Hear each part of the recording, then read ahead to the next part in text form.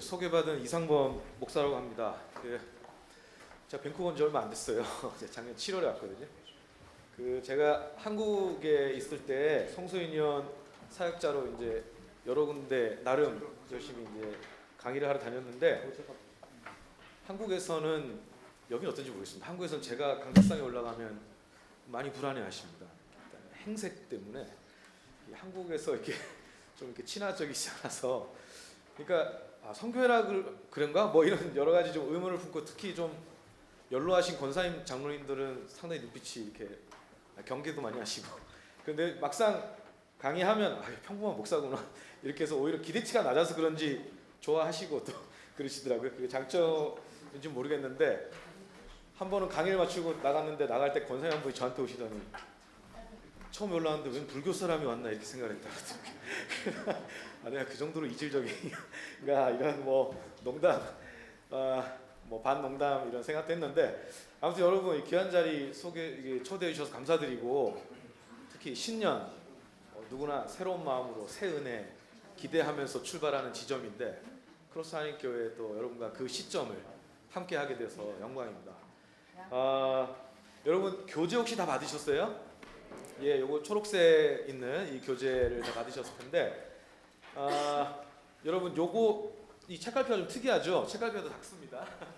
요 작은 책갈피를 잠깐 넘겨 보시면 그 안에 목차가 있어요. 그죠? 목차가 총 몇 가로 돼 있죠? 예, 2가로 돼 있습니다. 1과는 새 사람 새 삶의 양식에서 먹다 입다 살다, 그리고 2과는 새 삶의 방식 성경 묵상에서 멈춤 머문 나아가, 이렇게 2가로 돼 있고요. 여러분 이게 저와 함께 3주간 이제 하실 내용입니다. 혹시 3주 몰랐던 분 계세요? 아니요. 약간 이걸 3번이나 하냐 이런 눈빛이 하시는데, 자 여러분 우리 3주간 이 이야기를 좀 갈 텐데요. 제가 이 강의를 할 때 이게 이름이 처음 과정이다 보니까 나름 선 이해가 있으실 거예요. 처음 과정은 뭐가 떠오르십니까? 뭐 비기너, 그죠? 이제 성경 묵상 모르고 있다가 시작하는 사람들 위한 건가? 물론 그 도움도 되고요. 근데 여러분 꼭 그 의도만은 있지 않습니다. 이 처음 과정은 여러분 이제까지 신앙생활 하시면서 다 성경 읽어 오셨잖아요, 그렇죠? 나름대로 묵상을 다 해오셨어요. 그걸 한번 비추어 정리하시고, 내가 해온 성경 읽기, 내가 성경을 통해 하나님을 만나왔던 그 경험이 이런 부분은 진짜 은혜로 잘 됐었구나. 근데 이런 부분이 좀 부족했구나. 여길 더 잘 살리면 내가 하나님을 만나는 삶이 더 풍성해질 수 있겠다. 내 일상이 더 새로워질 수 있겠다라는 걸 배울 수 있는 과정이기도 합니다. 그래서 여러분이 뭐 그런 자신의 신앙과 연결해서 이 교재를 잘 배워보시고 활용하시면 좋겠고요. 제가 이 강의를 할 때 기대는 딱 하나입니다. 3주의 과정이 지나고 나면 여러분한테 이런 게 왔으면 좋겠어요. 감이 온다. 여러분 이게 생각보다 감이 되게 중요하거든요. 신앙생활 오래 하면 뭐가 있죠? 감이 있죠. 여러분 제가 예전에 다녔던 교회에 무학의 지혜를 가진 권사님이 있어요. 가방끈이 엄청 짧아요. 초등학교도 안 나오신 분이에요. 근데 이분 교회에서 다 존경하고 이분 얘기에 다 귀를 기울여요. 왜냐면 이분 진짜 지혜로워요. 근데 이분이 특히 탁월한 점이 뭐냐면 감이 좋아요. 이런 거예요. 내가 신앙생활 해보니까 하나님 이렇게 일 안 하시던데, 내가 예수 믿어 보니까 하나님은 이렇게 일하시는데, 이런 감이 굉장히 좋으세요. 그게 뭐죠? 이 깨끗한 마음으로 주를 섬기는 날이 차곡차곡 쌓여서 그런 뭔가 어떤 감을 만들어낸 거죠. 그러니까 여러분 여기서 말하는 감은 대충 때려잡는 그런 얘기가 아닙니다. 이 온몸으로 체득해온 거죠. 예, 신앙의 훈련에 체득된 거예요. 그래서 여러분 감이 중요한데 묵상 감이 중요합니다. 3주간 배워보시고요. 내가 앞으로 대충 어떻게 해야 될지 알 것 같다. 어떻게 시작하면 좋을지 알 것 같다. 여러분 이런 느낌이 좀 온다면 저는 뭐 3주간 훈련 잘 하신 거다 라는 생각을 하고 제 부담도 좀 덜고 이렇게 하려고 합니다. 자 여러분 그러면 강의를 한번 시작을 해볼 텐데, 가지고 계신 교재와 제가 PPT가 거의 일치해요. 근데 제가 정리한 내용을 PPT로 보여드리려고 합니다. 자 여러분 일단 페이지를 한번 넘겨보시면 주제 구절이 하나 나오죠.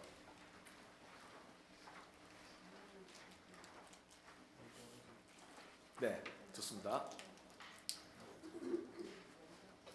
이게 제가 예. 좋습니다. 여러분 고린도서 5장 17절인데 저게 새 번역입니다. 뜻이 좀 더 잘 전달될 것 같아서 저희가 새 번역으로 담아 놓은 거고요. 같이 한번 읽으실까요? 시작.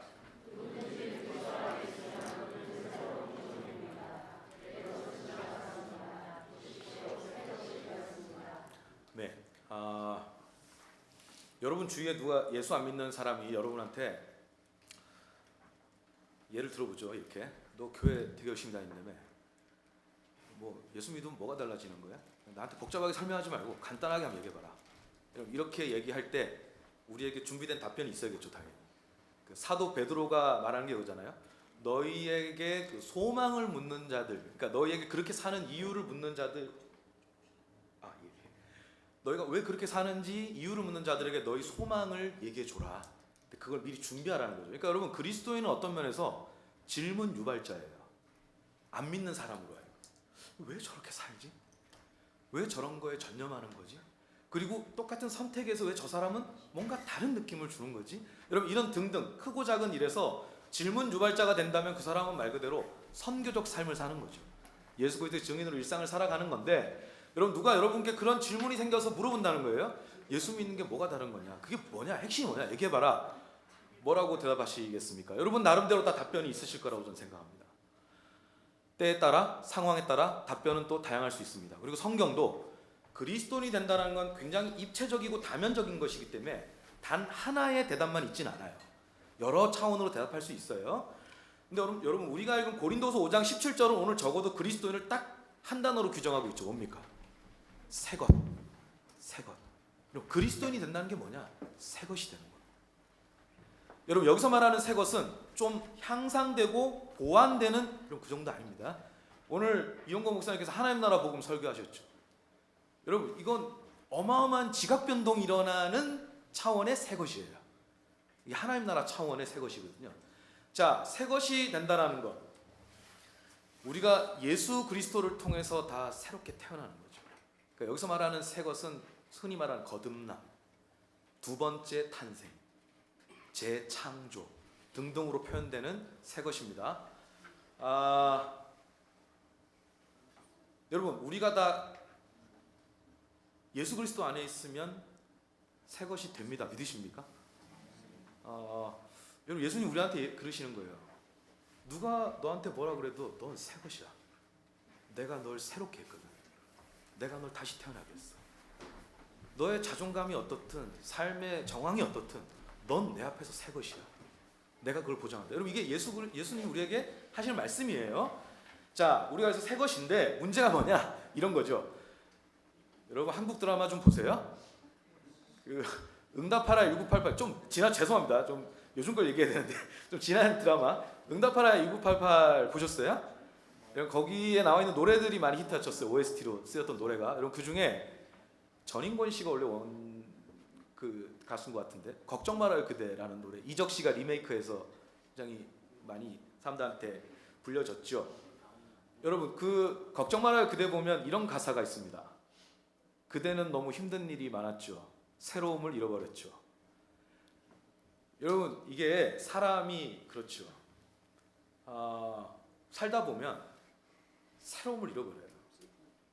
심지어 신앙하는 삶을 사는 사람도 난 분명히 그리스도 안에서 새 것인데 내가 더 이상 새롭지 않다라고 느껴져요. 내가 사는 삶 너무 뻔해졌어요. 그리고 기대가 안 생겨요. 그냥 이렇게 사는 거지. 여러분 다 그럴 수 있습니다. 누구든 그럴 수 있어요. 그런 마음 가질 수 있습니다. 여러분 그럼 왜 그러냐? 아까 그 노랫말 가사처럼 세파에 시달리면 삶의 하중이 너무 견디기 어려우면 사람이 이 새로움을 잃어버리기 마련입니다. 그럼 우리가 그대로 살 거냐? 여러분 그건 다른 문제예요.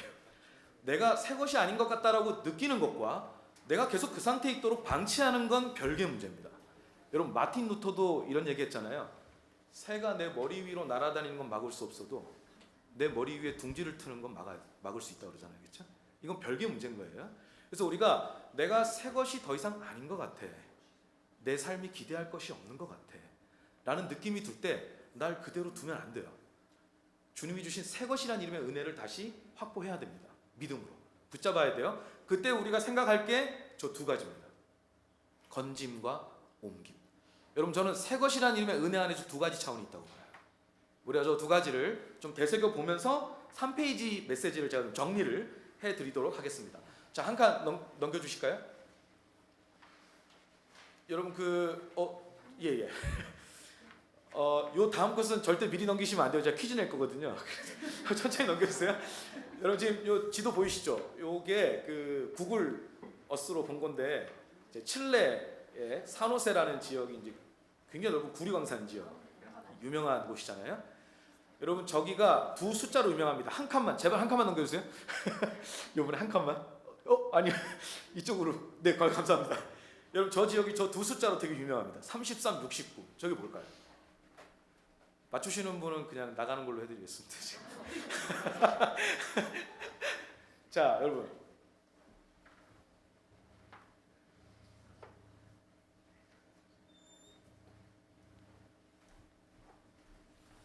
잘 안 되네요. 제가 어쩔 수 없는 것 같습니다. 기계 타신 것 같아요. 여러분 이게 뭐를 의미하냐면 한 칸 넘겨주시겠습니까? 시간이 좀 지났지요. 꽤 흘렀는데 그 구리광산 지역에 33명의 이 광산 노동자가 갱도가 무너졌어요. 그래서 제가 알기로는 지하 700m인가? 그 암석 토사 그게 7만 톤 정도가 거기에 쏟아졌는데 그 밑에 지하 700m에 이제 갇혀서 처음에는 생존율 뭐 1%다 뭐 2%다 이게 사실은 죽는다는 얘기죠. 못 구한다라는 얘기였어요. 그래서 상당히 슬픈 사연을 사람들에게 이제 막 전하게 됐는데 근데 이 사람들이 기적적으로 69일 만에 전원 구조됩니다. 기적이었어요, 기적. 뭐 지금도 이렇게 서치해 보면 다 나오는 사건이죠. 한 칸만 넘겨주시겠어요? 저걸 영화로도 만들었더라고요. 네. 저 제목으로 이제 만들었는데 한때는 넷플릭스에 있었거든요. 불행하게도 요즘에 없습니다. 그래서 여러분 관심 있는 분은 좀 알아서 이렇게 찾아서 보셔야 될 것 같은데 여러분 그만큼 저걸 영화로 만들었다는 건 뭘 의미하냐면 그러니까 우리가 기억하고 남겨야 될 이야기가 된 거죠. 저 사람들의 그 구출된 사연이 기억하고 남겨야 할 이야기가 된 거죠. 네.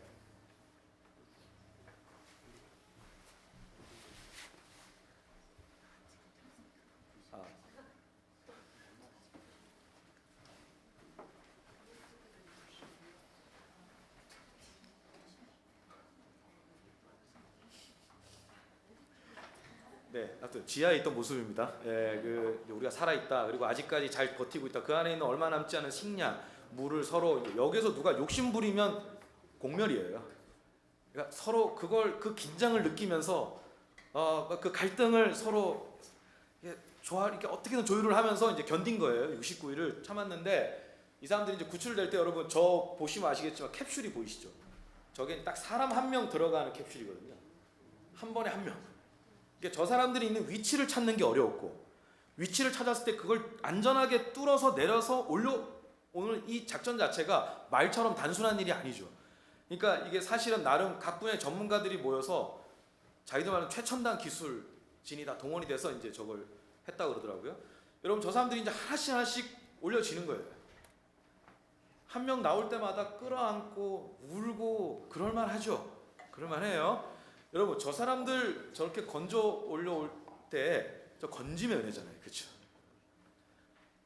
이론적으로는 아니 밑에 깔렸으면 파고 나오면 되는 거 아닌가. 이건 이론상 가능하지 현실에서 불가능한 얘기예요. 여러분 우리의 구원도 그렇습니다.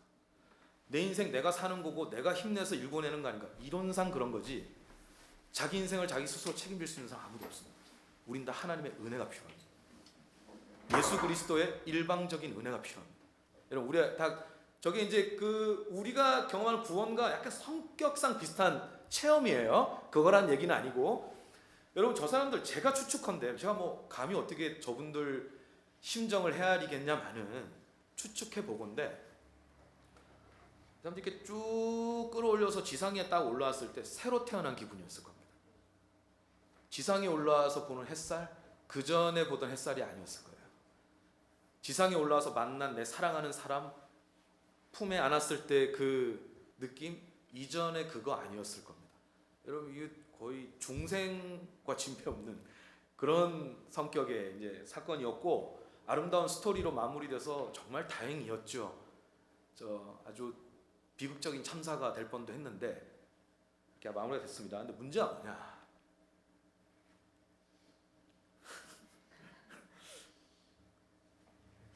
기계가 저를 미워하는 건지 예, 한 번만 더 넘겨주시겠습니까?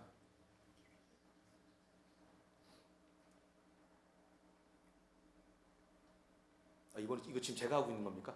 좋습니다. 예. 여러분, 이 사람들이 기적적으로 구출이 됐는데요. 그 구출된 사건만큼 뒤이어진 삶이 아름답지가 않았어요. 그 기자들이 추적 취재를 합니다. 33명의 삶이 대부분 무너져 있었어요.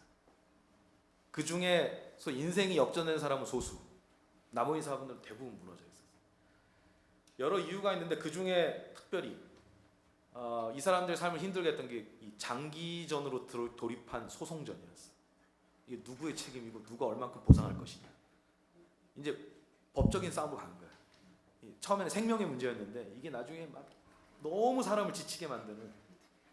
그러니까 이 사람들이 그 소송전이 길어지면서 비용은 나가는데 삶은 불안정하고, 그러니까 이게 다 흔들리는 거예요. 그리고 두 번째, 제가 듣기로는 취업이 그다음부터 잘 안 됐다고 하더라고요. 광부들이시잖아요. 그럼 광산에 가서 다시 일을 해야 될 거 아닙니까? 그 트라우마가 아직 치유가 안 된 사람이 있고, 또 하나는 취직을 하려고 하면은 그 광산 그 사측에서 받아주지 않는 거예요. 왜냐하면 너무 유명해졌어요. 이 사람이 들어오면 뒤에 또 다른 시선이 따라 들어오는 거예요. 우리 안쪽으로. 그러니까 우리한테 노출하고 싶지 않은 부분도 있는데 이 사람이 들어옴으로써 이게 노출이 되니까 안 받고 싶어 하는 거예요.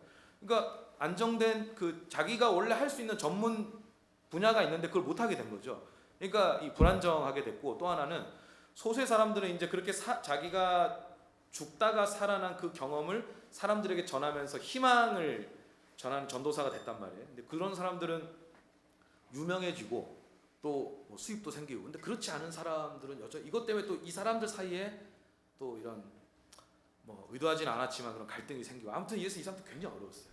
그러니까 여러분, 제가 이거 굉장히 슬픈 이야기를 말씀드리는 겁니다. 건진받은 그 기적이 얼마나 컸는데 그 이후의 삶이 이렇게 갑니까? 이걸 누가 기대했겠습니까? 죄송하지만 저는 우리 신앙생활도 그럴 수 있다. 여러분, 우리가 예수 그리스도께 죄로부터 건진받는 이 구원 체험, 거듭나는 그 사건, 여러분 그거 얼마나 우리에게 값진 거였습니까? 무엇과도 바꿀 수 없는 거였잖아요. 근데 여러분, 그 이후에 옮겨진 삶이 어떠한가가 되게 중요합니다. 그러니까 여러분, 새 것이라는 건 건짐뿐만 아니라 그 건짐에 어울리는 옮겨짐이 있어야 돼요. 옮겨지는 삶, 그러니까 은혜가 두 가지 차원이 다 있는 거예요. 건질 때만 은혜가 있는 게 아니라 이제는 옮겨진 삶을 살아야 한다라고 해서 우리가 받아야 할 은혜가 있는 거예요. 예, 그래서 그 차원을 우리가 좀 생각했으면 좋겠고요. 그걸 잘 보여주는 구절이 있습니다. 골로새서 1장 13절 14절 말씀인데 같이 읽으실게요. 시작. 그가 우리를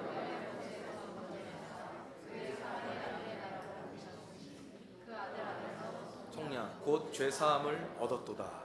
네, 여러분, 죄사함의 은혜를 지금 두 가지 차원에서 설명하고 있죠. 하나는 건져냄, 하나는 옮겨짐. 그죠? 이 두 가지는 논리상 구분할 수 있어도 분리되지 않습니다. 여러분, 우리 삶이 그래요. 우리 건져졌다면 옮겨집니다. 근데 우리가 그 은혜를 얼만큼 잘 헤아리고 잘 누리느냐는 우리의 믿음에 달리는 거예요. 하나님은 준비되셨어요. 하나님 우리에게 그 은혜를 선물로 주십니다. 자, 저걸 우리가 좀 잘 누리기 위해서 이 건짐의 은혜, 옮김의 은혜를, 엄지가 아프네요. 자, 네 가지 차원의 새로움이 있는 거예요. 새롭게 태어남, 그리고 그걸 통해서 새로운 나라에서 살아감, 보이지 않지만 분명히 존재하는 하나님 나라, 그리고 그 하나님 나라의 고유한 양식을 취하는 것, 그리고 그걸 힘입어서 하나님이 만들어내신 새로운 시대를 살아가는 것. 여러분, 저게 바로 건짐과 옮겨짐 안에 숨겨진 네 가지 차원의 새로움이다 라고 여러분 보시면 될 것 같아요. 여러분, 뭐 여기 캐나다 와서 다 살고 계시지만 한국과 캐나다만 생각해도 여러분, 이렇게 원거리로 물 건너 가고 오면 많은 게 바뀌지 않아요? 언어도 바뀌고 문화도 바뀌고, 때로는 옷 뭐 또 바뀌고 먹는 주 양식도 바뀌고 여러분이 다 바뀌잖아요. 여러분 그 당연한 거 아닙니까? 하물며 하나님 나라는 어떻겠습니까? 하물며 하나님 나라.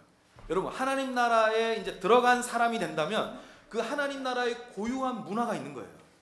그리고 그 하나님 나라만의 양식이 있어요. 하나님 나라의 리듬이 있어요. 여러분 그걸 우리가 잘 체득할수록 복입니다. 그 복을 누리는 거예요. 저는 여기에 묵상의 역할이 있다. 그러니까 전부는 아니고요. 중요한 역할이 있다라고 보고 그래서 여러분 묵상을요. 내가 오늘 큐티 했나? 뭐 안 했나? 이런 차원에서 생각하지 마시고 내가 하나님 나라를 누린다는 것이 묵상과 무슨 관계가 있는 걸까? 나 이걸 통해서 뭘 얻을 수 있는 거지? 여러분 이런 차원에서 한번 생각해 주시기를 부탁을 드리겠습니다.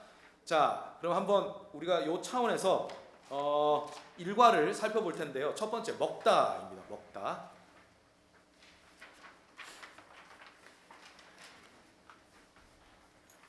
너무 세게 눌렀더니 버튼이 들어가서 안 나와요. 네, 여러분 식의 주. 제가 그랬잖아요. 하나님 나라에 들어가면 하나님 나라의 고유한 식의주가 있어요. 우리가 모든 나라에 그 고유한 식의주가 있듯이 뭐 비슷하게 때로는 크게 다르게 이렇게 식의주가 다 존재하잖아요. 그 나라만에. 여러분 하나님 나라에도 하나님 나라의 식의주가 있습니다. 자, 그럼 식부터 먼저 살펴보도록 할게요. 자, 먹다입니다. 먹다. 자, 여러분 로버트 캐리스라는 사람이 있습니다. 누가복음을 잘 풀어내신 분인데 저분이 누가복음을 뭐라고 설명했냐면 누가복음에서 예수님은 셋 중에 하나라는 거예요. 식사하러 가는 중이거나 식사하는 중이거나 식사 끝내고 나오는 중이다.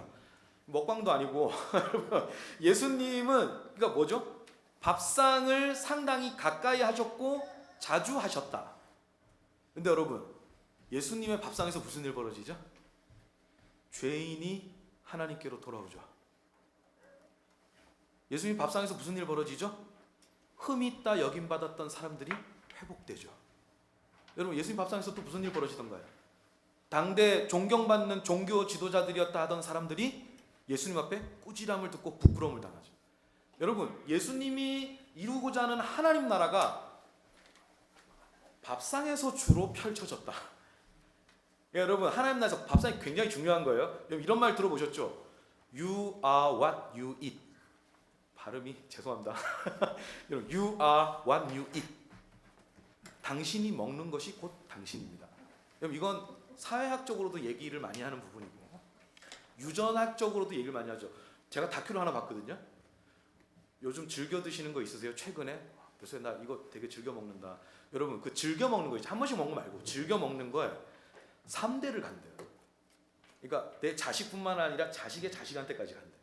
그러니까 여러분 먹는다는 게 뭐가 되는 거죠? 내가 되는 거죠. 그냥 먹고 배설하는 게 아니라 그게 남아서 나의 무언가를 형성한다 라고 볼 때 여러분 먹는다는 건 상당히 무게감이 있는 겁니다. 무게감이 있는 거예요. 여러분 그걸 신학적으로 우리가 좀 느낄 수 있는 게 있습니다. 뭐가 있을까요?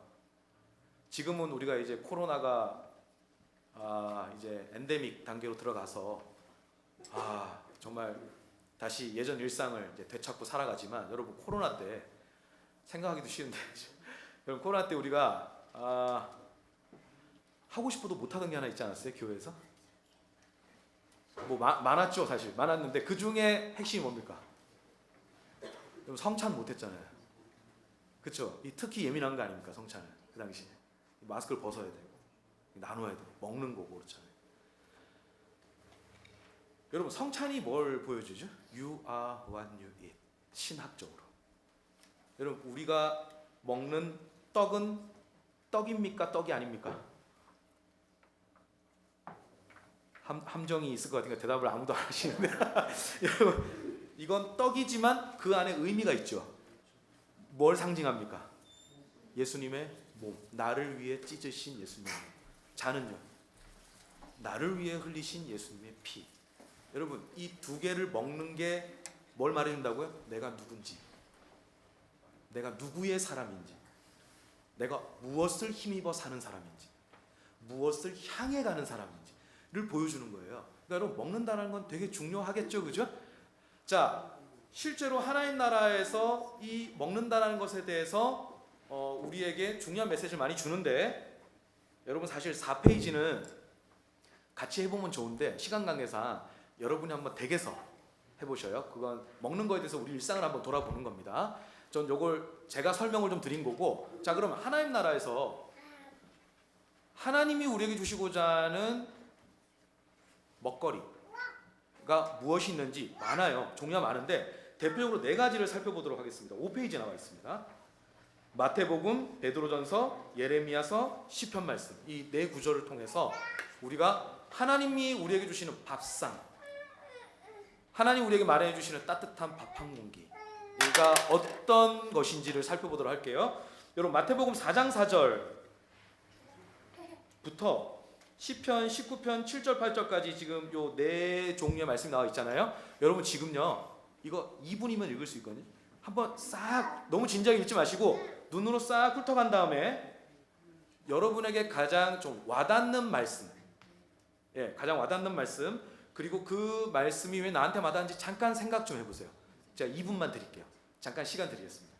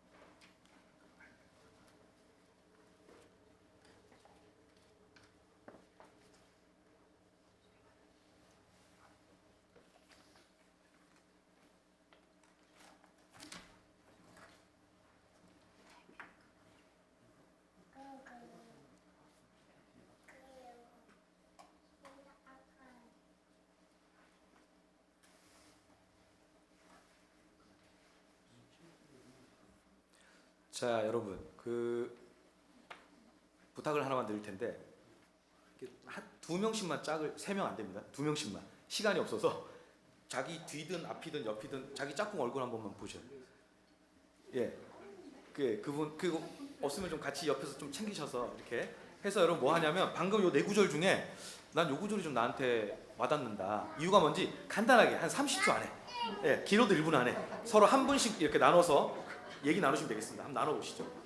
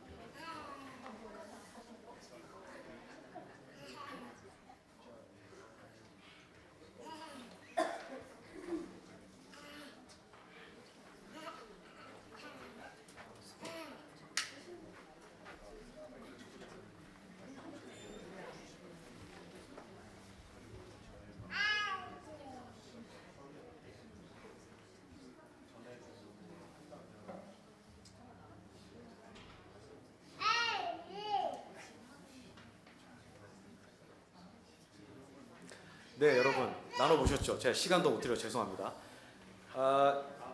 이렇게 얘기 나눠보시면 각자 거기서 뭔가를 발견하셨죠, 그죠? 예, 그걸 한번 두고 같이 이야기를 나눠볼 텐데, 자 이렇게 읽어보시니까 그 질문 두 개 나와 있죠. 그리스도인이 반드시 먹어야 할 양식은 무엇입니까? 말씀이라는 게 이제 서로 발견이 되실 거고요. 그리고 말씀을 먹은 자에게 어떤 변화가 일어납니까? 라는 것에 대해서 제가 좀 설명을 드릴게요. 첫 번째 마태복음 4장 4절 말씀 같이 한번 읽을게요. 시작. 사람이 떡으로만 살 것이 아니요 하나님의 입으로부터 나오는 모든 말씀으로 살 것이라. 여러분 예수님이 구약 말씀을 인용하신 건데 그 마귀를 물리치실 때 광야에서요. 인용한 말씀이긴 하지만 예수님이 하셨기 때문에 우리가 예수님 말씀으로 생각하고, 여러분 여기 한번 보셔요. 이게 대답 잘 하셔야 됩니다. 예수님이 사람은 떡으로 사는 게 아니고 말씀으로 사는 거야 라고 말씀하셨어요? 아니죠. 떡도 사람에게 필요하다 필요하지 않다. 그죠? 여러분 예수님은요 우리가 살아가면서, 여러분 여기서 말하는 떡은 먹고 사는 문제라고 이해하시면 됩니다. 이거는 음식이 아니죠, 그죠? 단순히 예수님은요 사람이 이 땅에 태어나서 살고 죽을 때까지 먹고 사는 문제에서 결코 자유로울 수 없다라는 걸 아세요. 그리고 거기에 대해서 자비를 베푸십니다. 그러니까 예수님 그 문제 절대 여러분 나는 예수 믿는 순간부터 먹고 사는 문제 완전히 자유로워졌습니다. 저는 약간 무섭습니다, 그런 사람. 예. 어떻게 가능하지? 여러분 저희 할머니는 뭐 예수 못 믿으셨지만 저희 할머니가 그 3.1 운동이 기억난다고 그러셨거든요. 그러니까 몇 년? 3.1 운동이 뭐 아이고 해서 1919년 우리 뭐 이렇게 외우고 그랬잖아요, 그죠? 너무 옛날 얘기인가? 죄송합니다. 네 잠시만요.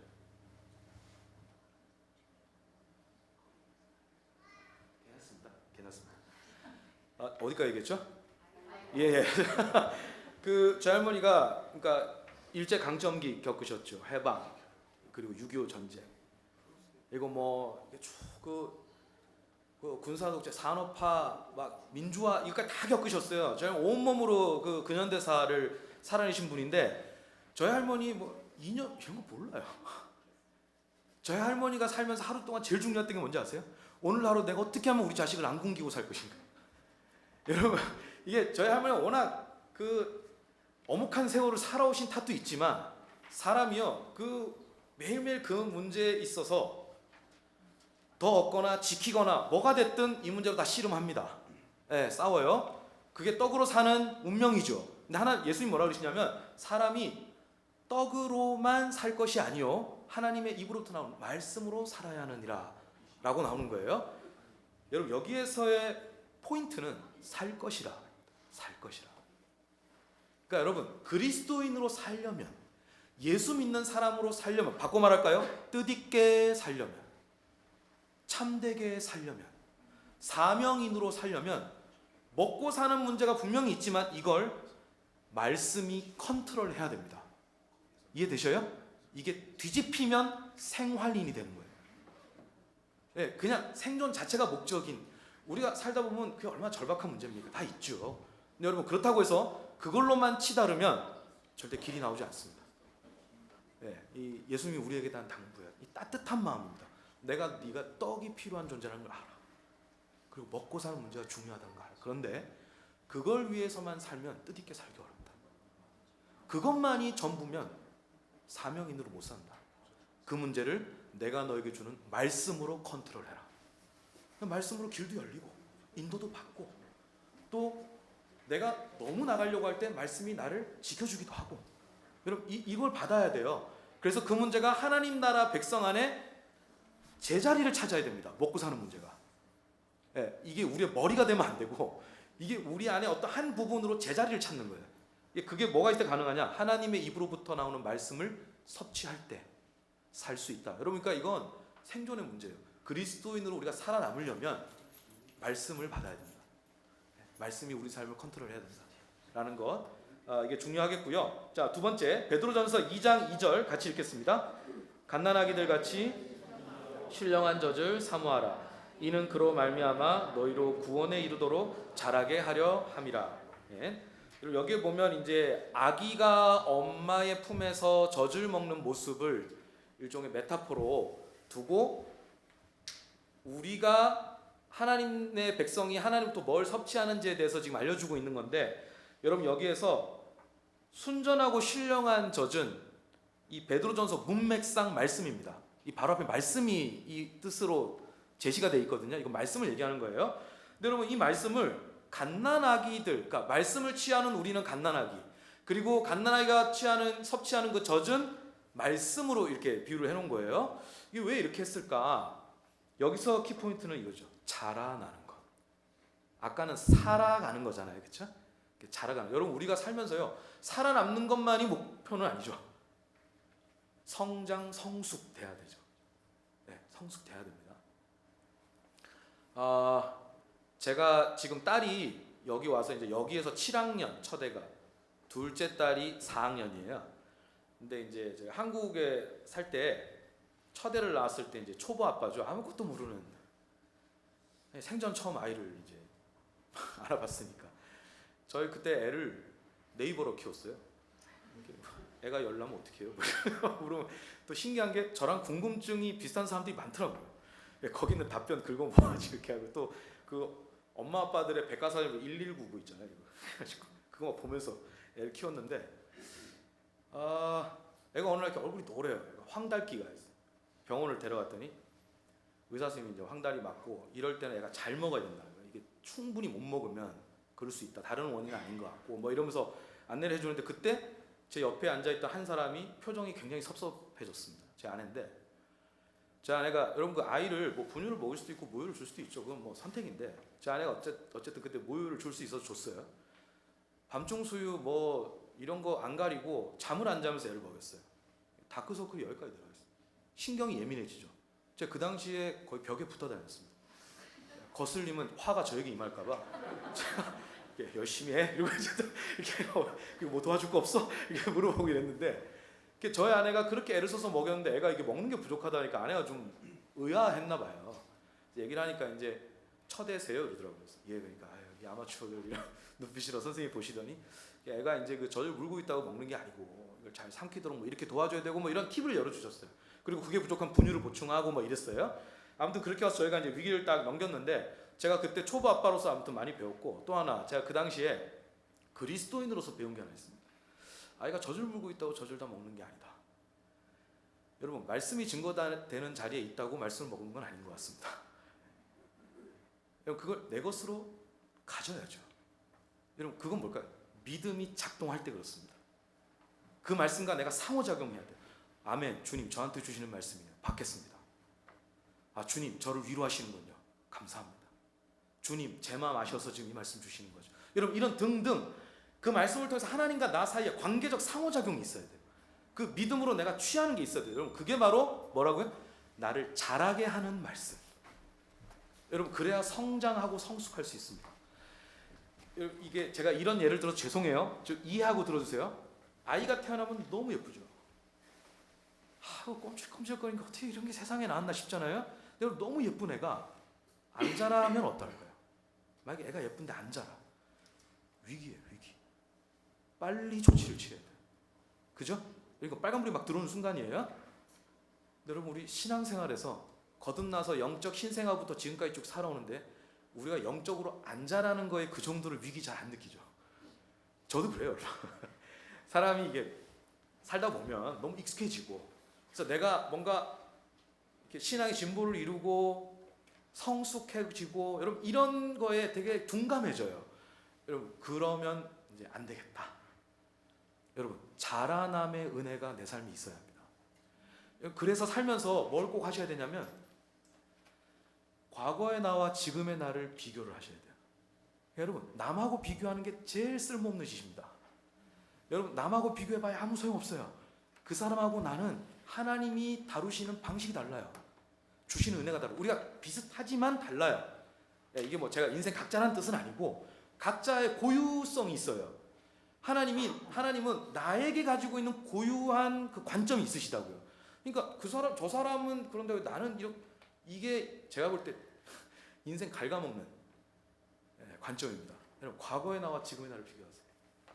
10년 전의 나와 지금의 나를 비교했을 때 적어도 내가 신앙하는 삶이 있어서 내가 10년 전만 해도 너무 이런 문제에 일희일비했는데, 지금은 주님을 좀 의지하는 마음이 넉넉하다.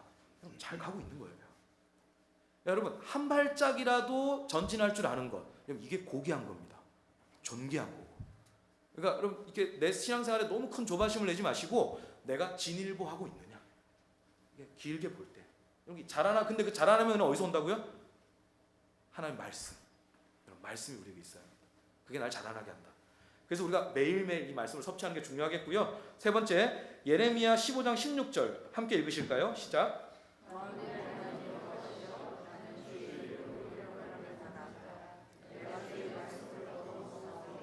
주의 말씀은 내게 기쁨과 내 마음의 즐거움이오나. 여러분 앞서서 마태복음에서는 살기 위해 먹어야 하는 양식, 베드로전서에서는 자라기 위해 먹어야 하는 양식. 근데 여러분 이게 매슬로우의 욕구 이론처럼 이 사람이 살아가는데 이게 뭐 살아남고 자라나는 이 정도만 있는 게 아니잖아요. 이게 좀 뭐라 그러죠? 이렇게 좀 상층부에 위치한 것들도 있잖아요. 사람에게. 여러분 하나님 나라도 그렇습니다. 생존의 문제가 있다면 그 다음에 자라남의 문제가 있고 그 위에는 기쁨과 즐거움이 좀 있어야 돼요. 여러분 신앙생활 할 때요. 물론 이게 중요합니다. 뭐 아까도 말씀드렸지만 너무 일희일비하지 않고 내가 마땅히 있어야 할 자리를 지킬 줄 알고 내가 마땅히 해야 할 일을 할 줄 알고 내 역할에 충실할 줄 아는 거, 여러분 이게 제일 센 거예요. 맞아요. 이게 가장 강한 거예요. 그런데 의무감과 버티는 것만으로 장기전 갈 게 어렵습니다. 여러분 신앙생활 하려면 좀 보람도 있고 만족도 있고 의미도 있고 좀 기쁘고 즐겁고 여러분 이런 게 필요해요. 그 하나님 우리에게 주시기 원하십니다. 여러분 여기서 예레미야, 선지자 예레미야는 자기에게 기쁨과 즐거움이 있다는 게 어디서 온다고요? 주의 말씀. 예, 주의 말씀. 여러분 이건 사실 문맥으로 보면 예레미야가 좀 다른 이야기를 하는 건데 이 구절만 저희가 좀 좁혀서 볼게요. 여러분 예레미야 이 당시에 그 살아가는 환경이 녹록지 않았습니다. 예, 저는 사실 이런 거 보면 목사한테도요. 야 이런 시대에 태어나지 않은 게 얼마나 다행인가. 좀 이런 생각이 들 정도예요. 너무 괴로워요. 너무 괴로워요. 이 믿음 하나를 짓고 살기가 너무 괴로운 시절이에요. 물론 우리는 다른 성격의 싸움을 하고 있지만 어쨌든 그렇습니다. 여러분 이때요. 예레미야가 그러는 거예요. 나한테 누군가 앗아갈 수 없는 기쁨과 즐거움이 있는데 그게 뭐냐? 하나님 말씀이 주시는 기쁨과 즐거움이 있다는 거예요. 우리가 이런 걸 좀 가져야 됩니다. 주일날 아침에 올 때 오늘 또 주일이다. 여러분 그러니까 그럴 때도 있죠. 살다 보면 그럴 때도 있는데 그래서 여러분 웃긴 얘기 들어보셨죠? 어떤 사람이 막 엄마 나 오늘 진짜 오늘 하루만 교회 안 가면 안 돼요? 그러면 다음 주에 또 안 가자. 나 진짜 오늘 한 주만 나 진짜 너무 힘들다 그랬더니 엄마가 네가 목사인데 안 가면 어떡하냐 이렇게 얘기했다잖아요. 그죠? 그러니까 여러분 우리가 학교에서 선생님인데 나 오늘 학교 안 가면 안 돼 뭐 이럴 수 있고 우리가 이게 그게 너무 힘들 때가 있어요. 근데 여러분 그렇게만 가기 어렵습니다. 좀 구하셔야 돼요. 주님 제 마음에 기쁨 좀 주세요. 즐거움 좀 기대가 있었으면 좋겠습니다. 보람도 있고요. 주님이 말씀을 통해서 그런 걸 좀 주세요. 그래서 여러분 주일 아침에 오늘도 주님이 나에게 내 죄를 사하시고 내 삶을 새 것으로 만드셔서 하나님의 형상으로 빚으시고 나를 통해 하나님이 하실 일이 있다는 것에 대한 기대가 좀 있어야 돼요. 여러분 그런 걸로 좀 내가 자리를 딱 박차고 일어날 수 있는 어떤 힘이 확보되는 것. 여러분 그건 어디서 오느냐? 말씀을 통해서. 근데 여러분 우리가 이런 게 있죠. 신앙생활 하면서 기쁨과 즐거움을 딱 느끼는 어떤 포인트가 몇 개 있는데 대표적으로 하나가 뭐냐면 응답받을 때 아닙니까? 여러분 저는 진짜 기분 좋더라고요. 제가 그렇게 하나님께 간절히 기도하고 구해왔던 거 하나님이 딱 주실 때 너무 기뻐요. 너무 기쁜데 여러분 다른 종류의 기쁨, 그 기쁨 누리시고 당연히 누리셔야 되고 다른 종류의 기쁨도 있다라는 것에도 우리가 눈뜰 필요는 있다. 뭐냐면 상황이 내가 원하는 대로 흘러가지는 않았어요. 내가 바라던 모습대로 풀리진 않았어요. 그런데 내 마음이 평안해요. 나는 기뻐요. 여러분 신앙생활하면 이럴 때 이런 거 느낄 때 있죠. 여러분 묵상할 때 말씀을 묵상할 때 하나님이 말씀을 통해서 우리 외부 세계에서 일하십니다. 일하시는데 하나님이 절대 외면하지 않는 한 대상이 있어요. 그게 뭘까요? 묵상하는 우리 자신입니다. 여러분 하나님은요 묵상하는 우리 안에서 일하는 것도 기뻐하세요. 그래서 때로는 외부 환경은 바뀌지 않았는데 내가 바뀔 때가 있어요. 여러분 이거 굉장히 중요한 응답입니다. 내가 바라던 대로는 아니지만 하나님 정말 귀한 응답을 주신 거예요. 여러분 그런 기쁨과 즐거움도 우리가 발견하고 붙잡을 필요가 있다라는 말씀 좀 드리겠습니다. 말씀을 통해서. 자, 네 번째입니다. 시편 19편 7절 8절 말씀 같이 읽겠습니다.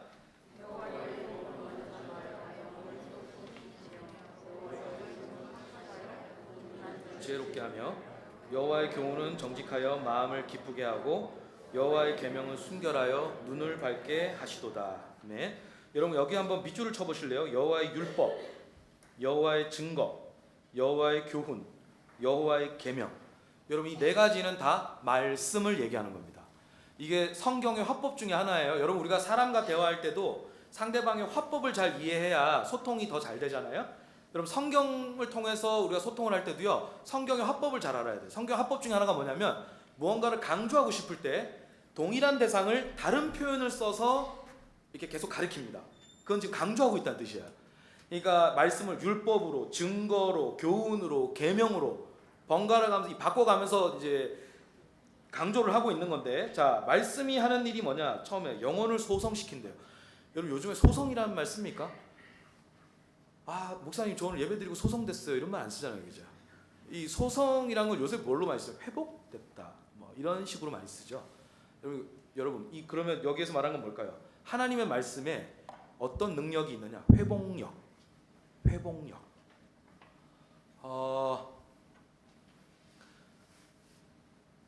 제가 그 몇 년 전에 어머니가 칠순이셨어요. 그래서 어머니가 이제 칠순 때 뭐 하고 싶으시냐 그랬더니 제주도 여행을 한번 가고 싶다 그러시더라고요. 그래가지고 한번 제가 큰맘 먹고 이제 갔어요. 제주도 여행 갔는데 며칠을 있다 보니까 자꾸 눈에 들어오는 게 있더라고요. 이게 뭐냐면 그 바람 많은 곳에서 계속 바람에 나부끼는 억새풀이 이렇게 눈에 계속 들어오더라고요. 근데 그 억새풀을 보고 있는데 아주 묵상이 되더라고요. 억새풀이 참 특이해요. 바람이 막 부는데 흔들릴지언정 뽑히진 않아요. 그리고 구부러질지언정 부러지진 않더라고요. 그래서 바람이 그치면 또 다시 돌아와요. 여러분 이게 뭐죠? 이게 회복력이죠. 회복력. 여러분 우리도 살면서 뭐가 필요한 겁니까? 흔들릴지언정 뿌리가 뽑히지 않는, 이게 구부러질지언정 부러지지 않는, 그래서 다시 돌아올 수 있는, 여러분 이 힘이 우리에게 영혼에 있어야 됩니다. 여러분 우리 몸도 회복력이 있죠. 예전에는 이 정도 무리했을 때 하루면 몸이 돌아왔는데 이제 하루 만에 안 들어와요. 그럼 내가 느끼는 거죠. 그래서 내가 몸이 상태가 좀 안 좋은 것 같다, 꺾인 것 같다, 뭐 이런 생각을 느껴요. 회복력을 감지하잖아요. 여러분 우리 영혼에도 회복력이 있습니다. 똑같이 시험을 겪는데 빠른 시일 안에 딱 일어나는 사람이 있고, 그게 데미지가 너무 커서 못 일어나는 사람도 있어요. 그러니까 여러분 이거 누구 비교하자는 게 아니라 물론 각자 자기 어려움이 다 제일 큽니다. 그럼에도 불구하고 나의 회복력이 너무 떨어져 있는 건 아닌가라는 생각을 하셔야 돼요. 우리가 힘든 일 피하고 살 재간 없죠. 그런 건 불가능해요. 교육도 그렇게 가면 안 됩니다. 애들한테 어려움을 겪지 않는 쪽으로 교육을 하는 건 좋은 교육이 아닙니다. 살면서 겪기 마련인 어려움은 맞닥뜨리고 한번 무너져도 보고, 그런데 다시 일어나는 법을 배우는 게 중요해요. 그게 아이가 강해지는 길이죠, 그죠? 막 이렇게 벼랑 끝에 떨어뜨리자는 얘기가 아니에요. 살다 보면 겪기 마련인, 사람이면 겪기 마련인 일들은 그걸 잘 마주하고 일어나는 힘을 배우게 하는 게 되게 중요하거든요. 여러분 신앙생활 마찬가지입니다. 그래서 우리가 말씀을 통해서 계속 회복력을 가져야 돼요. 그러니까 우리가 어려워지고 나서 말씀을 볼 수도 있지만 일상적으로 말씀을 가까이 하면서 내 안에 회복력을 키우고, 그래서 좀 넘어졌을지언정 아주 넘어지지 않고 다시 일어날 수 있는 이런 그런 영적인 힘, 영혼의 근육, 근력 이런 게 좀 있어야겠다라는 거 말씀을 드리고요. 그 다음에 지혜롭게 하고 마음이 밝아지고 뭐 눈이 밝아지고, 여러분 이거는 종합하면 온전함이라고 종합할 수 있을 것 같아요. 제가 화면에도 써놨는데 신앙생활의 목표를 완벽함으로 잡으시면 큰일 납니다. 아시죠? 여러분 완벽함으로 잡았다가 실족된 사람들이 누구죠? 바리새파예요. 여러분 바리새파가 그 당대에 굉장히 중요한 역할을 했던 평신도 운동가 그룹입니다. 이스라엘의 영적 심장으로 여겨졌던 사람들이에요. 우리가 생각하는 것처럼 그렇게 만만한 사람들이 아니에요, 바리새파가. 근데 그 사람들 완전히 길을 벗어나 버렸거든요. 그 이유가 뭘까요? 완벽을 추구해서 그렇습니다. 그러니까 하나님보다 자기 완벽이 더 중요해진 거예요. 그러니까 예수님도 자기들이 가지는 완벽의 잣대로 다 난도질해 버리잖아요. 이게 지금 어디까지 나간 겁니까? 여러분, 완벽해지려고 하면 이게 자기도 괴롭고 남도 해칩니다. 신앙생활의 목표는 뭐여야 할까요? 온전함이어야 합니다. 그러니까 굳이 구분하자. 신앙적인 의미로 굳이 구분하자. 언어적 구분이라기보다. 여러분, 온전함은 뭘까요? 이런 거죠.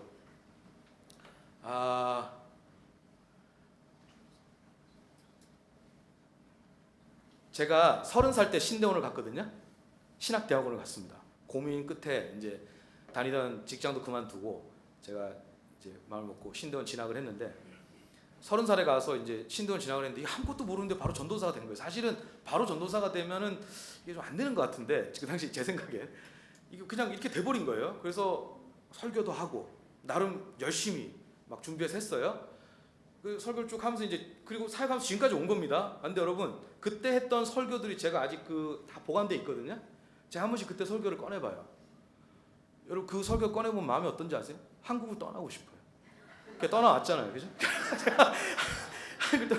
저를 알고 있는 모든 사람들 기억 속에 제가 사라졌으면 좋겠어요. 내가 이런 설교를 했구나. 여러분, 그 설교를 제가 보면 제 이불킥이라고 그러죠. 막 자다가도 벌떡 일어나서 낯이 화끈거리고.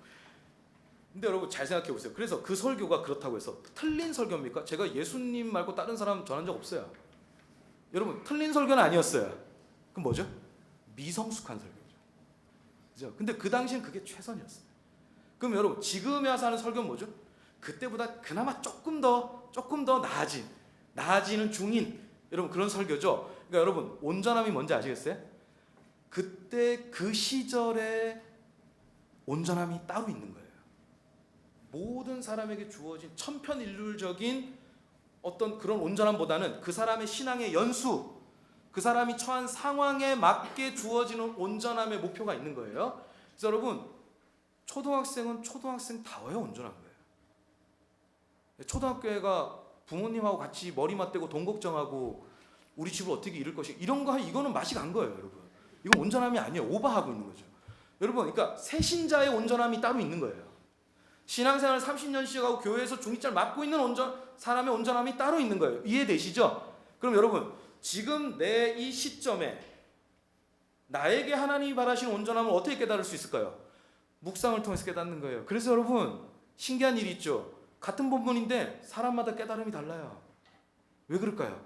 하나님이 각자에게 주신 온전함이 있는 거예요. 이렇게 한번 가보자. 난 너한테 이런 걸 지금 생각하고 있다. 이게 너한테 보여준 내 뜻이다. 이 정도 한번 해보자. 믿음으로 도전해라. 여러분, 이런 게 있는 거예요. 나는 너를 이렇게 인도한다. 그러니까 우리가 그 온전함을 깨달으려면 묵상을 해야 합니다. 그리고 하나님 나에게 주시는 도전을 잘 헤아릴 줄 알아야 됩니다. 그래서 그걸 향해서 믿음을 쓸 줄 알아야 됩니다. 여러분, 그게 이제 온전함이다. 그리고 온전함을 추구하는 삶이다라고 여러분 말씀을 드릴 수 있겠습니다.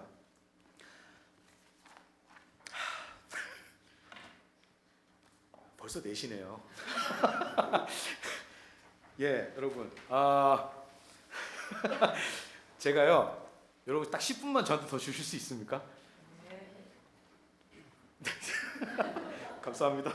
제가 딱 10분 만에 입다까지만 딱 하고 그 다음 주엔 또 그 다음 이야기를 이어가도록 하겠습니다. 자, 여러분, 제가 입다 한번 보여드릴 텐데, 자, 여러분, 먹는 이야기를 좀 드렸어요.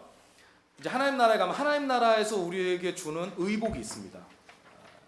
우리 다 지금 옷 입고 있잖아요, 그렇죠? 그것처럼 하나님 나라에 주는 옷이 있는 거예요. 우리가 그 옷이 뭔지를 좀 취할 수 있어야 되는데 시간상 바로 본론 들어가겠습니다. 7페이지 보시죠. 하나님 나라에서 우리에게 주는 의복을 크게 3구절로 제가 담아냈습니다. 갈라디아서 3장 말씀, 에베소서 4장 말씀, 에베소서 6장 말씀. 여러분, 이 3구절로 하나님 나라에서 하나님이 우리에게 선물로 입혀주시는 3종류의 의복. 크게는 2종류인데 한번 살펴볼게요. 여러분, 일단 이렇게 이해하세요. 결론부터 말씀드릴게요. 갈라디아서 3장 27절과 에베소서 4장 22절, 24절에서 말하는 저 2 의복은 하나님의 자녀답게 단장하는 옷입니다. 예, 하나님 자녀, 한 컷만 넘겨주시겠어요? 예, 하나님의 자녀로 단장하는 옷이에요. 그리고 세 번째 나와 있는 에베소서 5장 말씀은 하나님의 군사로 무장하는 옷입니다. 그러니까 여러분, 이 보시면 아시겠죠? 그리스도인, 신앙생활하는 사람들에겐 2가지 정체성이 같이 있는 거죠. 하나님의 자녀됨, 하나님의 군사됨이 있는 거고요. 그래서 여러분 요거 균형을 좀 찾아보셔야 돼요. 내가 하나님의 자녀다움에 대해서 나름 신경 써요. 그리고 하나님의 자녀로서 받는 사랑, 이 되게 중요하거든요, 여러분. 내가 하나님께 사랑받는 사람이다. 여러분, 사랑받아야 사랑할 수 있습니다. 그냥 사랑할 수 있는 사람 아무도 없어요. 여러분, 목사는 어떨까요? 목사는 사랑받아야 사랑할 수 있습니다. 다 또 부모도 사랑받아야 사랑할 수 있습니다.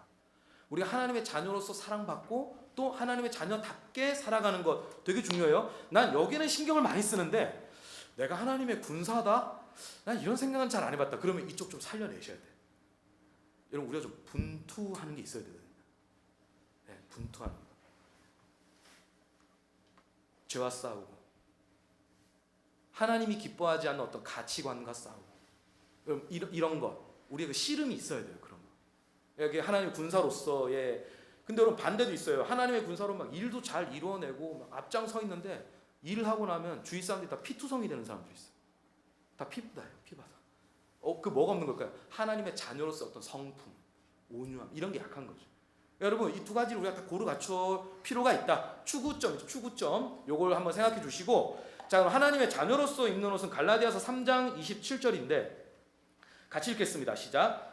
누구든지 그리스도와 합하기 위하여 세례를 받은 자는 그리스도로 옷 입었느니라. 여기 여러분 그리스도로 옷 입기가 나와 있죠. 여기서 그리스도로 우리가 옷을 입는다라는 게 무슨 의미일까요? 존재의 옷이죠. 존재의 옷. 여러분 첫 번째 뭡니까? 칭의. 여러분 우리 존재의 옷은 원래 누더기였습니다. 얼룩투성이, 상처투성이. 하나님 앞에 나갈 수가 없는 존재의 옷을 입고 있었죠. 그런데 누가 우리의 의가 되어주시죠? 예수님이 우리의 존재의 옷이 되어주시는 거예요. 그래서 하나님이 우리를 보실 땐 예수님을 통해서 보시죠. 그래서 우리가 주님 앞에 나가고 그러니까 하나님 앞에 나가고 하나님께 마음껏 안길 수 있게 되었습니다. 그리스도로 옷 입는 거예요. 근데 여러분 거기서만 멈추지 않아요. 바깥만 이게 그러니까 덮는 역할만 해주시는 게 아니에요. 예수님이 우리를 이렇게 덮어주는 역할만 해주시는 게 아니에요. 우리가 그 예수님처럼 바뀌게 하시죠. 닮아가. 여러분 맥스 루케이도라는 유명한 기독교 작가 있죠. 동화도 많이 쓰시고 그분이 예수님처럼이라는 책을 썼는데 뭐 아주 좋은 내용의 책이죠. 여러분 거기에서 잊혀지지 않는 말이 전 있었습니다. 뭐냐면 하나님은 우리 있는 모습 그대로를 사랑하십니다. 여러분 믿으세요? 이거 믿어야 됩니다. 이거 믿어야 돼요. 여러분 내 있는 모습 그대로 하나님 사랑하십니다. 그럼 우리가 받은 사랑이 그런 겁니다. 너 이래서 사랑하는 거야. 너 저래 이거 아니야. 그냥 있는 모습 그대로 하나님 사랑하십니다. 근데 맥스 루케이드가 그 다음에 이렇게 얘기해요. 그런데 하나님이 이 모습 이대로 살도록 결코 그냥 두지 않으신다. 여러분 우리 있는 모습 그대로 사랑하셔요. 그런데 하나님은 여기까지가 아니에요. 하나님 우리를 더 고귀하게 만들고 싶어 하세요. 예수님처럼 만들고 싶어 하세요. 그러니까 여러분 닮아감이 필요한 거예요. 여러분 그 닮아가려면 우리가 어떻게 해야 될까요? 알아야 닮아가죠.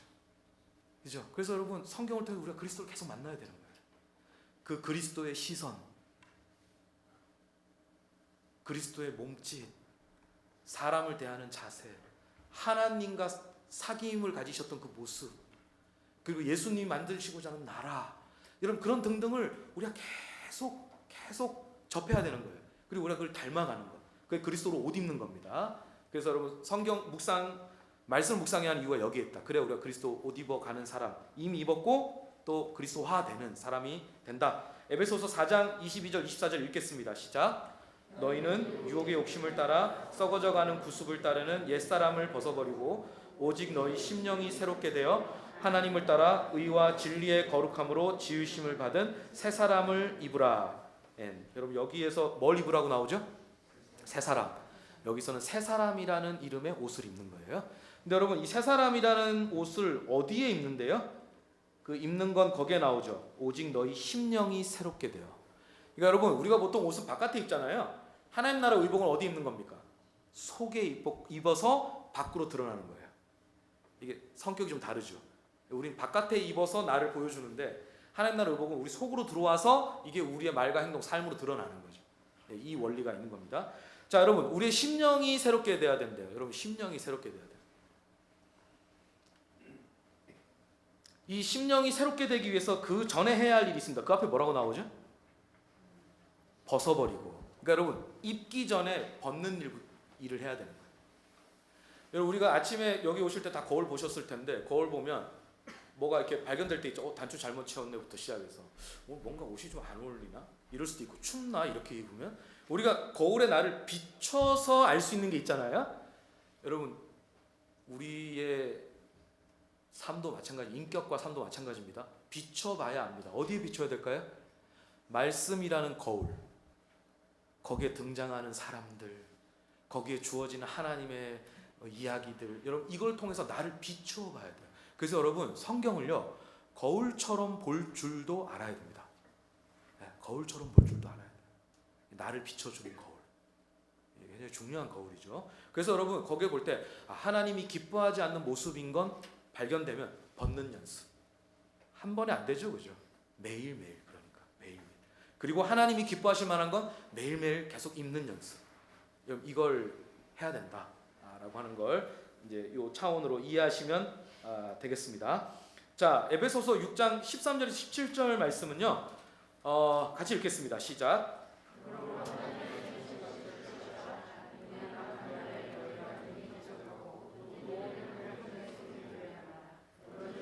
진리로 너희 허리띠를 띠고 의의 호신경을 붙이고 평안의 복음이 준비한 것으로 신을 신고 모든 것 위에 믿음의 방패를 가지고 이로써 능히 악한 자의 모든 불화살을 소멸하고 구원의 투구와 성령의 검 곧 하나님의 말씀을 가지라. 네. 여러분 여기 보면 이제 바울이 하나님의 군사 대임을 강조하면서 전신갑주를 입으라 그러죠. 무장해라 한마디로 이런 말인데, 이거 제가 여기서 하나하나 다 풀면 여러분 다음 주에 아무도 안 오실 것 같아요. 그래서 제가 이거 그냥 종합해서 설명을 드리겠습니다. 여러분 여기 보면 이제 하나님의 무기고, 여러분 앞에 나와 있는 그리스도로 옷 입고 새 사람을 옷 입는 건 하나님 나라의 옷장에서 우리가 꺼내는 옷이라면, 이 성경을 옷장 삼아 꺼내는 옷이라면, 여러분 이 에베소서 말씀 하나님의 성경을 무기고를 삼아라. 여기서 하나님 주시는 영적인 무기들이 있다라고 하는 거예요. 그래서 그 무기들을 취하는 건데, 여러분 이 무기들을 여러분이 하나씩 곱씹으면서 묵상을 하면 유익할 텐데, 그때 기억하셨으면 하는 건 이거예요. 적극성. 그러니까 여러분 하나님 군사로 산다라는 게 막 그 이상한 막 뜬구름 잡는 뭐 그런 하고 뭐 영적인 게 뭐 이런 얘기 하자는 게 아니라, 이상한 얘기 하자는 게 아니라, 여러분 여기는 믿음으로 적극적으로 전진하는, 그런 삶을 살아가자, 분투하는 삶을 살아가자라는 걸 이제 여기에서 보시면 되는데, 예를 들면 이런 거예요. 요 예를 하나 들고 마칠게요. 그러니까 요 설명을 이렇게 마무리하려고 합니다. 여러분 칼은 공격용이고 방패는 수비용이죠.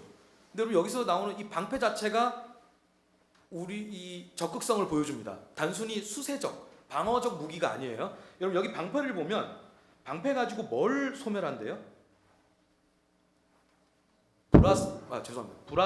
불화살을 소멸한대요.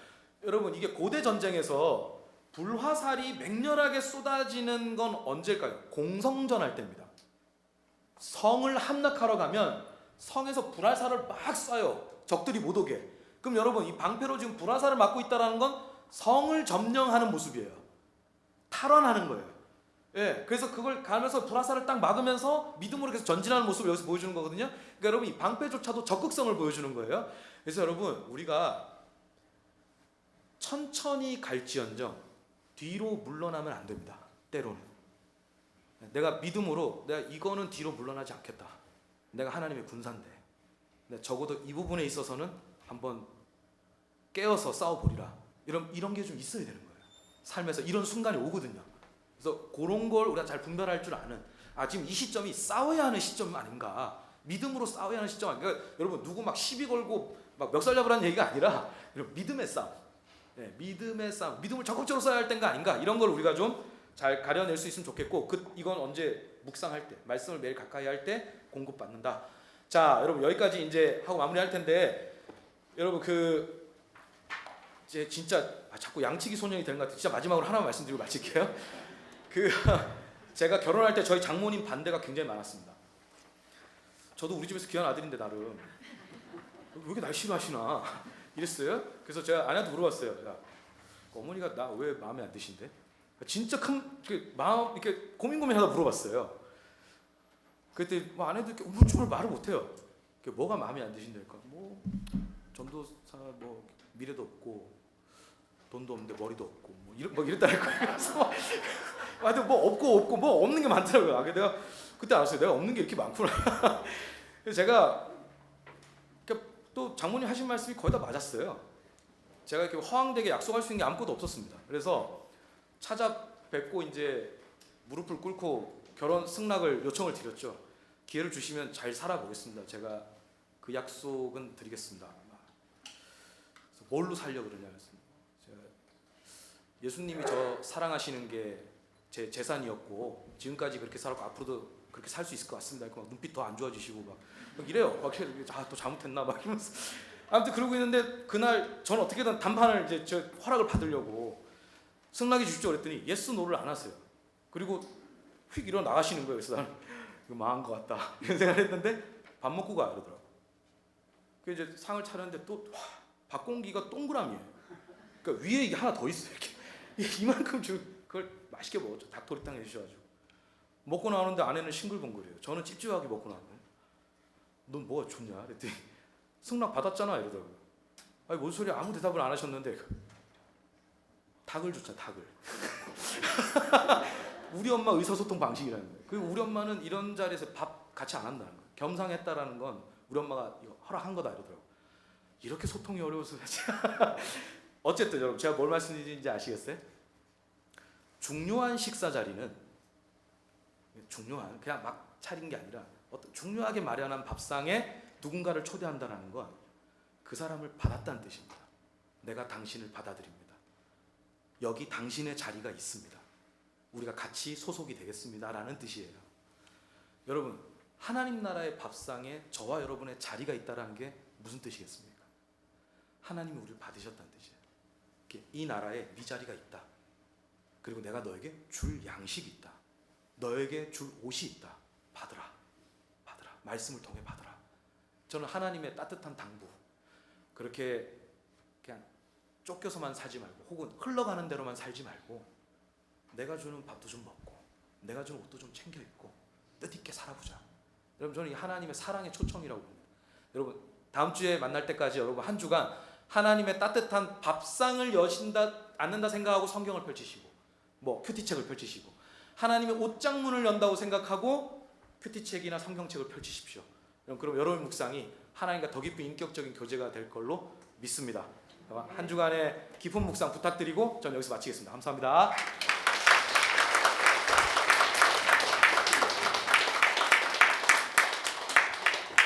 네, 귀한 말씀 감사드립니다. 우리 수고하신 목사님에게 우리 큰 박수를 다시 한번 감사드리겠습니다. 네, 잠시 기도하고 마치겠습니다. 하나님 감사합니다. 우리들에게 이렇게 귀한 한 해를 시작해서 또 말씀으로 시작할 수 있도록 우리에게 도전 주심을 감사드립니다. 그동안에 하나님의 말씀을 알지만 우리가 그 말씀을 묵상하고 또 단장하는 일에 게을리했음을 기억하고 다시 우리의 삶을 주님 앞에서 새롭게 할 수 있도록 인도하여 주시옵소서. 예수님 이름으로 감사하며 기도드렸습니다. 아멘. 나가시는 길에 우리 세 가족 그 사랑 식탁 준비는요 패키지를 준비했으니까 받아가시면 되겠습니다. 네, 한 주간 승리하시기 바랍니다. 예배를 마치겠습니다.